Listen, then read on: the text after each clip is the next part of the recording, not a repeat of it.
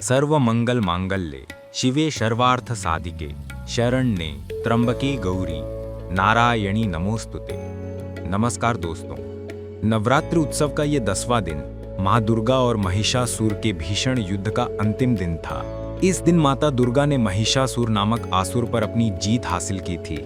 इसी के चलते हम नवरात्रि उत्सव मनाते हैं। आगे जाकर त्रेता युग में प्रभु श्री राम और माता सीता का रामायण घटित हुआ था। हमारे हिंदू वेद पुराणों अनुसार देवी के अनेकों आविष्कार हमें हर युग में देखने मिलते हैं। ठीक वैसे ही रामायण में देवी से जुड़ी बहुत ही प्रसिद्ध और रोचक कथा आपको बताते हैं। रामायण में प्रभु श्री राम और रावण का अंतिम निर्णायक युद्ध कई दिनों तक शुरू था।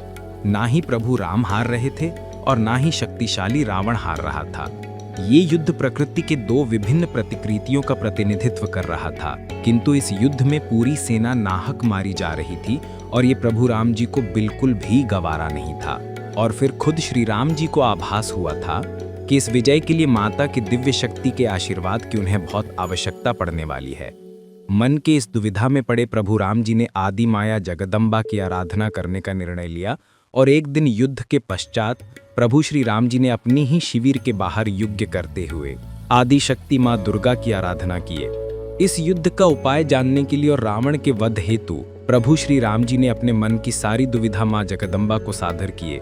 तब जगत जननी माँ दुर्गा यज्ञ कुंड से प्रकट हुई और प्रसन्न होकर उन्होंने प्रभु श्री राम को विजय श्री का आशीर्वाद दिया। साथ ही रावण पर ठीक नाभि के बीच ब्रह्मास्त्र चलाने का महत्वपूर्ण सुझाव भी दिया।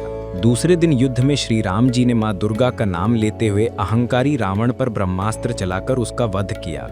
और यही दिन अहंकार पर मानवता की, असत्य पर सत्य की विजय के होने पर विजयादशमी के नाम से इतिहास में प्रचलित हो गया।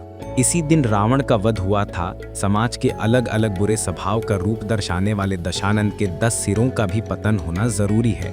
ये 10 सिर हारने का ये दिन दशहरा से भी जाना जाता है। इसके चलते इस दिन नवरात्र में 9 दिन माँ दुर्गा की पूजा करके 10वें दिन 10 सिरों वाले रावण के प्रतिकृति को जलाकर भस्म करने की प्रथा चालू हो गई। हमारे अंदर के सारे बुरे स्वभाव और विकृत मानसिकता को इस दिन जलाकर बिना अहंकार सच्चे मन और ईमानी से जिंदगी जीनी चाहिए।